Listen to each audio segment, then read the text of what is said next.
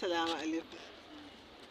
Yes, wurare uku ya kamata mutum inda yana wajen wurare uku din nan bai kamata ce ya yi faɗa ba, ko da an neme shi da faɗa ne.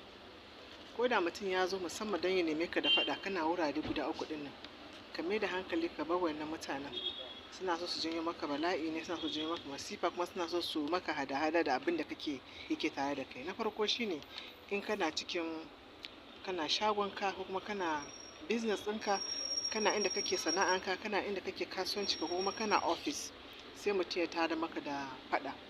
A lokacin ne haƙurinka zai tashi. Kada ka yarda ka ce za ka rama ko faɗa haka ka ce za ka yi dambe a wuraren nan. Za ka yi asarar aikinka, za ka kuma iya asarar shi ma wannan kasuwancinka zai zo ya dawo ƙasa, saboda mutane suka san cewa yes ka yi faɗa da wani masu kallo ba su sake zuwa suna siya ba wajenka ba. Za ka ga abubuwanka ya zo ya wannan ɗan abin da kake neman taro sisi. Kada ka yarda mutum ya je ya faɗa da kai. Kai da kake neman kwastomomi, kai ne ya kamata ka ma hana yin faɗa kusa da shagon ka, balantana ma a ce wai kai ne kai faɗa ɗin.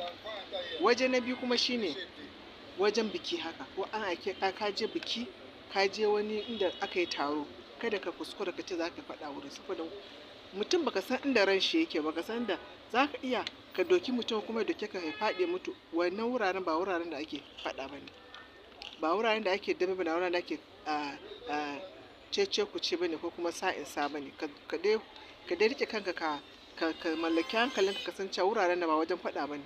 Sannan kuma na uku shine na ƙarshe, shine cikin mota. Za ka yi tafiya, kana cikin mota, kana cikin bus, kana cikin taxi, sai wani ya jajibo maka faɗa, sai ka ce wai kai ka rasa aikin, sai dai ka rinka rama, yana faɗa kana faɗa, yana faɗa kana faɗa, har ƙila ma ka ga ana miƙa hannu ana so a yi faɗa cikin mota.